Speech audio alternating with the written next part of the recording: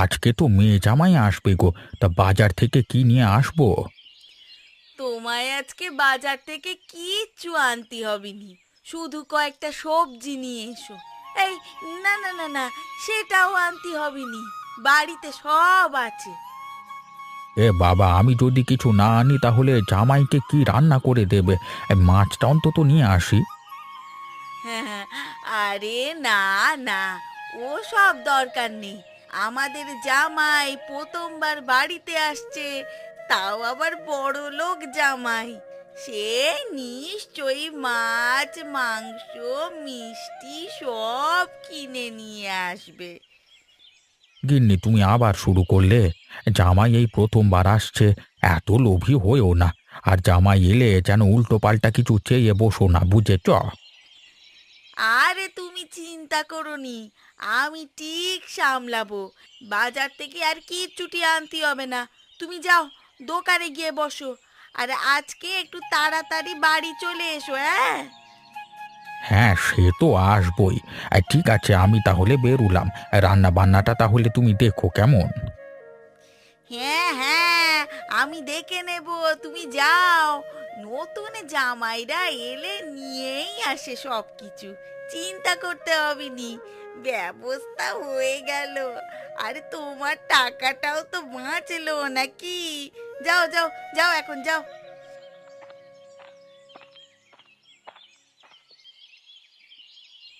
কই গো গিন্নি, একটু তাড়াতাড়ি দাও, যেতে দেরি হয়ে যাবে তো। আরে না না, কিছুই দেরি হবে না। 1 সপ্তাহ গিয়ে থাকবো, জামা কাপড় না গুছালে হয়? একটু বসো, হয়ে গেছে আমার। না, সেটা আমি বলছি না। বলছি প্রথমবার যাব তো, তাই জন্য একটু সকালে গেলেই ভালো হতো। দেখো না, আমি তো বাজার দোকান করিয়ে রেখেছি।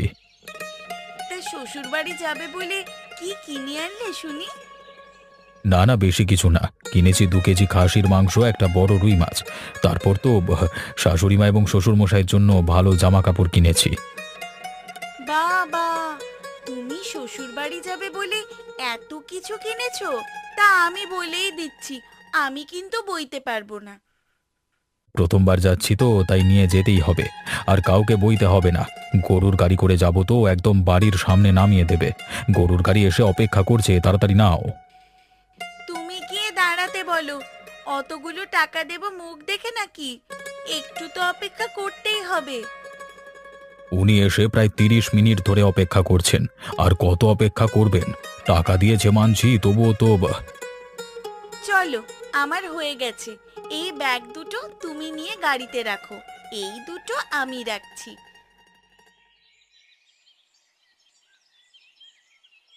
তোমার শরীর এখন কেমন আছে? শরীরে আর ব্যথা যন্ত্রণা করছে? না গো গিন্নি, এখন আগের তুলনায় অনেকটাই ভালো আছি, আর অত ব্যথা যন্ত্রণা নেই।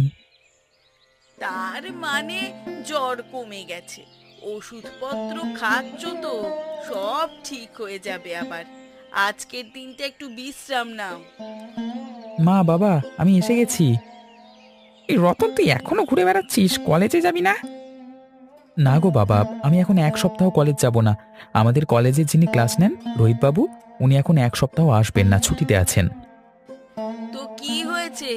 কলেজে যাবি না তো বাড়িতে পড়তে বস, আবার 1 সপ্তাহ পরে কলেজে যাস। মা, আমি পড়তে বসবো বলেই তো চলে এলাম। সকালবেলায় শরীর চর্চা করে বেশ ভালোই লাগলো। হ্যাঁ, এরকম প্রত্যেকদিন শরীর চর্চা করিস, শরীর সুস্থ সবল রোগমুক্ত থাকবে। বিছানায় পড়ে পড়ে ঘুমালে হবে না। ঠিক আছে বাবা, এবার প্রত্যেক দিন সকালবেলায় উঠে আমি শরীর চর্চা করবার জন্য মাঠে যাব, কেমন? এ তো ভালো কথা। বুঝেছো গিন্নি, তুমি রতনকে প্রত্যেকদিন সকাল করে ডেকে দেবে তো। তোমাদের কাউকেই ডাকতে হবে না, আমি নিজে থেকে উঠে পড়বো, তুমি দেখে নিও। না না, তেমন কিছু না। আজকে বাড়িতে মেয়ে জামাই আসবে, তাই জন্য কাজগুলো একটু সেরে রাখছি। বাহ, তাহলে তো ভালো কথা। তোমার মেয়ে তো পালিয়ে গিয়ে বিয়ে করে নিল। আমরা তো জানতেই পারলাম না এখনো যে জামাই কে। জামাই কলেজে পড়ায়, ভালো চাকরি, তাই জন্যই তো মেনে নিয়েছি। ছেলেটাও ভালো। আজকে আসবে, এখন 1 সপ্তাহ থাকবে। বাবা, জামাই 1 সপ্তাহ থাকবে? কলেজের ছুটি নিয়েছে নাকি? হ্যাঁ, ছুটি নিয়েছে তো। আমাদের বাড়ির নিয়ম, বিয়ের পর মেয়ে জামাই প্রথম বাড়িতে এলে 1 সপ্তাহ থাকতে হবে। 1 সপ্তাহ থাকবে, ভালোই হবে।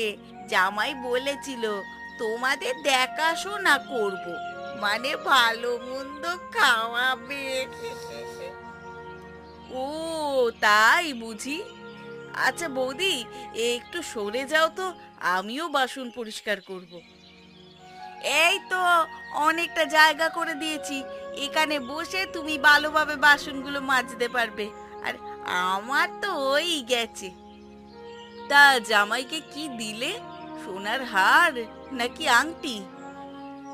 না না, এখনো পর্যন্ত কিছু দেওয়া হয়নি। কিছু নেবে না মনে হয়, ওদের তো অত টাকা, নিলেই বা আর কি করবে।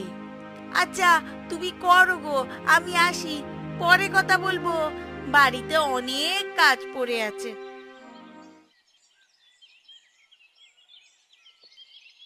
আরে বাবা জীবন, তোমরা চলে এসেছো। দাও দাও, ব্যাগগুলো আমার হাতে দাও, আমি ভেতরে নিয়ে যাচ্ছি। আরে বাবা, না না, আপনাকে নিয়ে যেতে হবে না, আমি যাচ্ছি। আপনার তো বয়স হয়েছে, কোথাও লেগে গেলে কি হবে? না না বাবা, এখন আমি যথেষ্ট ভালো আছি। তোমরা কেমন আছো গো সব? শালিনী মা, তুই কেমন আছিস? আমাকে তো একবারও জানিয়ে গেলি না। আমি ভালো আছি বাবা, শুধু তোমার ভয়ে সব বলতে পারিনি। দেখো কেমন দুজনে মিলে এলাম। আসবি না আবার? তুই না এলে কিন্তু আমি খুব রাগ করতাম। এখন চল, ভেতরে গিয়ে গল্প করব। আচ্ছা বাবা, শাশুড়ি মাকে দেখতে পাচ্ছি না যে, উনি কোথাও গেছেন নাকি? মা মনে হয় ঘোষপুকুরে বাসন মাজতে গেছে। এই সময় তো মা বাসন মাজে। তুই যতদিন এ বাড়িতে ছিলি সেই সময় বাসন মাজতো। এখন সব কিছুরই সময় পরিবর্তন হয়েছে। বাবা, তুমি খাওয়া দাওয়াটা একটু ঠিকঠাক করে করবে। দিন দিন কেমন যেন শুকিয়ে যাচ্ছ। বয়স হয়েছে রে মা, আর খাওয়া দাওয়া বেশি করতে পারি না। যৌবনকালে অনেক কিছু খেয়েছি। বাবা, আপনি কোনো চিন্তা করবেন না। আপনার কোনো ছেলে নাই তো? আমাকে আপনারা নিজের ছেলের মতো ভাববেন। আমি আপনাদেরকে দেখাশোনা করব। এখন যতদিন কাজ করতে পারি ততদিন করব। তারপর তো তোমাকেই দেখতে হবে বাবা। ওই তো তোর মা চলে এসেছে। কেন, মাকে খোঁজাখুঁজি কিসের জন্য? নিশ্চয়ই ছেলেটার খিদে পেয়েছে। হ্যাঁ গো মা, ওই জন্যই তো, তুমি তো সবই বুঝতে পারো। মায়েরা সন্তানদের চোখ মুখ দেখলেই বুঝতে পারে। আমি খেতে দিচ্ছি, দাঁড়াও, বাসনগুলো ভালোভাবে একটু মেলে দিত, তারপর দিচ্ছি।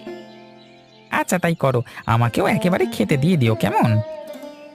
বাসন পরিষ্কার করতে গেছি, সেখানে দেখা সুনন্দা বৌদির সাথে। আজকে ওনার নতুন জামাই আসবে বাড়িতে। বাহ, তাহলে তো ওনার খুব আনন্দ, এতে আবার হাসবার কি আছে? আরে কথাটা তো শোনো, আনন্দ কিসের জন্য জানো? বড়লোক জামাই ওদেরকে দেখাশোনা করবে বলেছে, ভালো মন্দ খাবে, খাওয়াবে, এইসব। তোমরা যাই বলো আর নাই বলো, কাকিমা খুব লোভী, এটা মানতে হবে। হ্যাঁ সে তো জানি, যেটা এনে দেবে সেটা নিয়ে খুশি থাকবে না, ওনার বেশি বেশি চাই। হ্যাঁ সে তো জানি, যেটা এনে দেবে সেটা নিয়ে উনি খুশি থাকবে না, ওনার আবার বেশি বেশি চাই। ওই জন্যই তো আজকে ওই রকম কথা বললো। নতুন জামাই, কোথায় ওরা খাওয়াবে তা না, পরের টাকায় খাবে, এটাই খালি চিন্তা। বৌদি হয়তো ওরকম, কিন্তু আমাদের দাদা খুবই ভালো, সকলকে সাহায্য করেন, খুব ভালো মনের মানুষ। হ্যাঁ, আমিও জানি এটা। সেদিন একটা ভিখিরিকে কি সুন্দর ফল খেতে দিল। অনেক বড় মনের মানুষ। কাকিমা দেখলে কাকুরা রক্ষে থাকতো না। যা বলেছিস তুই। দাঁড়া, আমার হয়ে গেছে, রান্নাঘর থেকে আমি খাবারটা এনে দিচ্ছি, দাঁড়া দাঁড়া।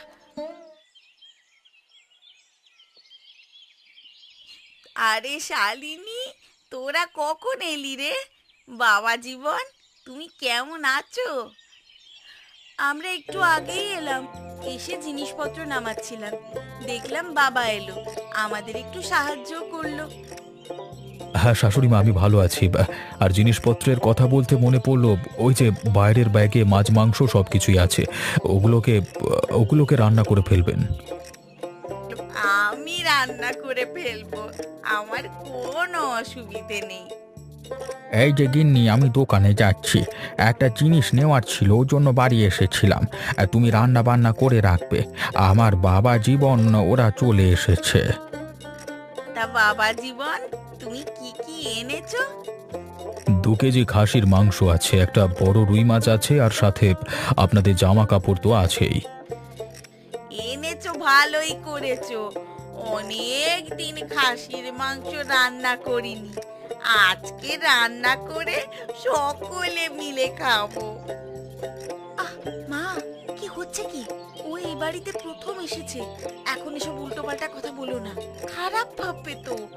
এত লোভ কিসের তোমার? আচ্ছা, তোমরা গল্প করো, আমি যাই, দোকান থেকে ঘুরে আসি। বাবা, তাড়াতাড়ি চলে আসবে কিন্তু, আমরা সকলে মিলে একসাথে খাবো আজকে। সেই কতদিন আগে খেয়েছিলাম তোমাদের সাথে। হ্যাঁ রে মা, তুই চিন্তা করিস না।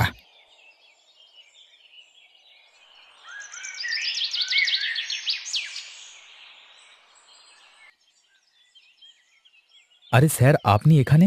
আপনাকে দেখে তো আমি অবাক হয়ে গেলাম। আরে, তোমার বাড়ি এই গ্রামেই নাকি? জি, আমার বাড়ি তো এই গ্রামে, তবে আপনি এই গ্রামে হঠাৎ কারোর বাড়িতে এসেছেন নাকি? আরে হ্যাঁ, এখানেই আমার শ্বশুর বাড়ি। 1 সপ্তাহ ছুটি নিয়ে এসেছি, ওই জন্যই তো তোমাদের কলেজে বললাম 1 সপ্তাহ আসবো না। এই কোনটা আপনার শ্বশুর বাড়ি? কই, আমি তো কিছু জানি না এখানে বিয়ে হয়েছে আপনার। সেসব অনেক কীর্তি, ও সব জানতে হবে না। তবে আমার শ্বশুর মশাইয়ের নাম নগেনচন্দ্র মজুমদার। ও আচ্ছা, আপনি নগেন কাকার জামাই। এবার বুঝতে পেরেছি। আমার বাড়ি তো আর কিছুটা গেলে, উনি তো আমার প্রতিবেশী। তুমি কি এখানে রোজের চা খেতে আসো নাকি? না না স্যার, রোজ রোজ চা খাবার পয়সা কোথায় পাই? মাঝে মাঝে আসি নিজের টাকা জমিয়ে। তবে আপনাকে একটা কথা বলছি, খারাপ ভাববেন না। না না, কি বলবে বলো না, অসুবিধে নেই, আমি কিছু মনে করব না। বলছি, আপনার শাশুড়ি মা খুবই লোভী প্রকৃতির মানুষ, একটু সামলে থাকবেন, না হলে আপনার পকেট খালি করে দেবে। তাহলে আমি ঠিকই আন্দাজ করেছিলাম, আসতেই ওরকমভাবে কথাবার্তা, বুঝলাম এবার। স্যার, আমাদের বাড়িতেও যাবেন না একদিন? এখানে তো 1 সপ্তাহ আছি। এসেছি যখন, একবার নিশ্চয়ই ঘুরে আসবো। ঠিক আছে, এলাম।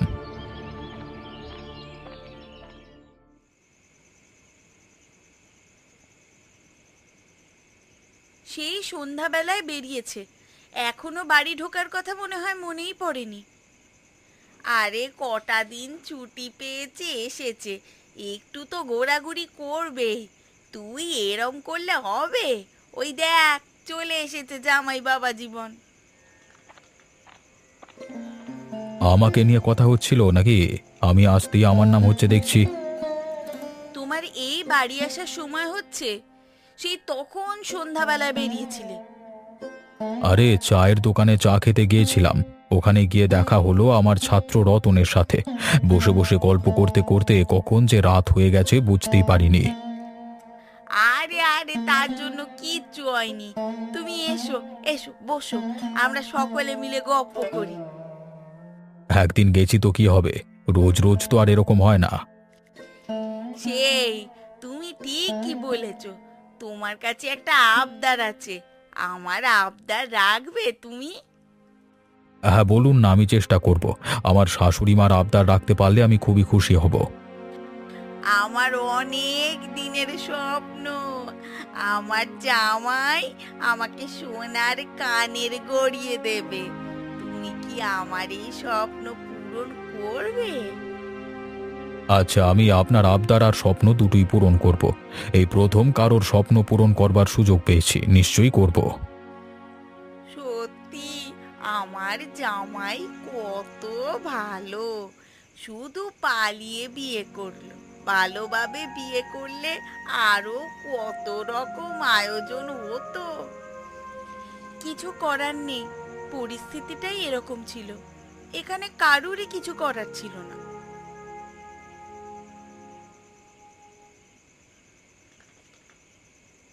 বাবা জানো, আমাদের কলেজে স্যার নগেন কাকার জামাই।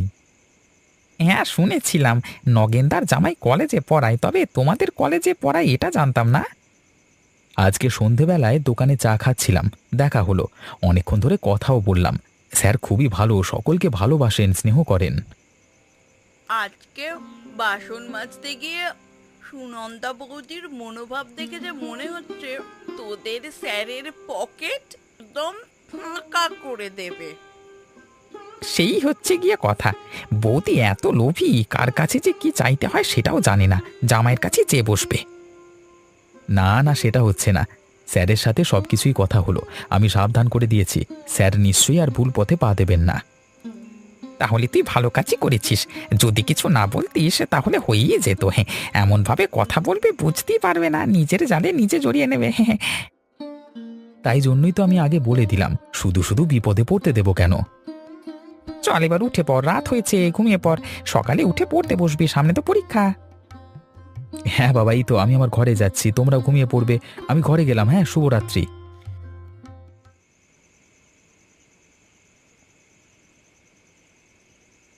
তুমি এখান থেকে চলে চলো, আর থাকতে হবে না গো, আমার নিজেরই খারাপ লাগছে।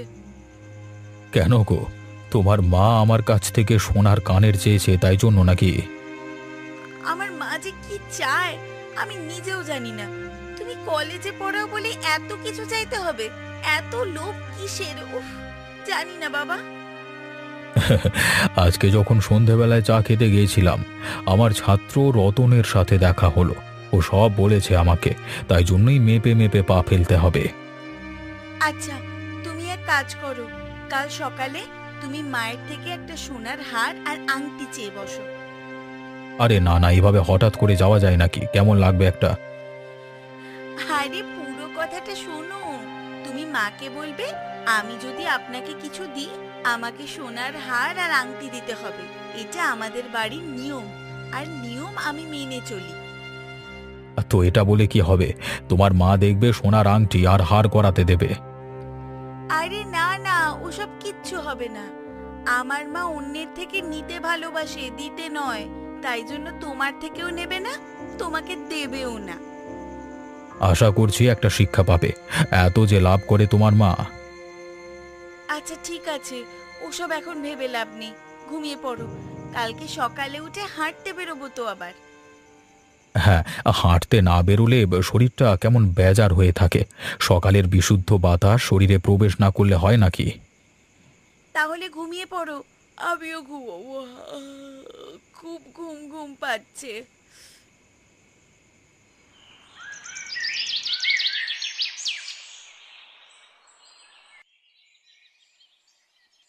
রতন, তুমি সকালবেলায় শরীর চর্চা করো নাকি? হ্যাঁ স্যার, প্রত্যেক দিন করি। আজকে ঘুম থেকে উঠতে একটু দেরি হয়ে গেছে, এইমাত্র যাচ্ছি। আপনি কোথায় গেছিলেন? আমিও তো প্রত্যেক দিন বাড়িতে ব্যায়াম করি, হাঁটতে বের হই ভোরে, শরীরটা তো তবেই সুস্থ সবল থাকবে। হ্যাঁ, ওই জন্যই তো। স্যার, আগের দিন যেটা বলেছিলাম সেরকম কিছু লক্ষণ দেখতে পেয়েছেন নাকি? আমার শাশুড়ি মার কথা বলছো? হ্যাঁ স্যার, আগের দিন তো ওনার ব্যাপারে সব কিছু জানালাম, কিছু লক্ষণ দেখতে পেয়েছেন? হ্যাঁ হ্যাঁ, তুমি যেটা বলেছিলে সেটাই। কালকে রাতেই বলেছে সোনার কানের গড়িয়ে দিতে হবে। শাশুড়ি মার নাকি অনেক দিনের ইচ্ছে ওর জামাই গড়িয়ে দেবে। আপনাকে তো আমি বললাম, আপনার পকেট পুরো খালি করে দেবে, সাবধানে দেখে শুনে পা ফেলবেন, কেমন? হ্যাঁ হ্যাঁ, তা থেকে বাঁচতেই একটা উপায় বের করে ফেলেছি। বললে হবে না, এতে আমার গিন্নি সাহায্য করেছে। আমি ভাবছি জামাই প্রথম দিন বাড়িতে এসেছে, এর মধ্যেই সোনার কানের। হ্যাঁ, তাহলে ভাবুন আর কিছুদিন পর কি হবে। আপনি যদি উচিত শিক্ষা না দেন তাহলে কিন্তু কিছুই করবার নেই আর। দেখাই যাক না আমাদের ফন্দিটা কাজ করে কিনা। আচ্ছা, এখন আমার বাড়ির দিকে যাই, তুমি গিয়ে শরীর চর্চা করে নাও, কেমন?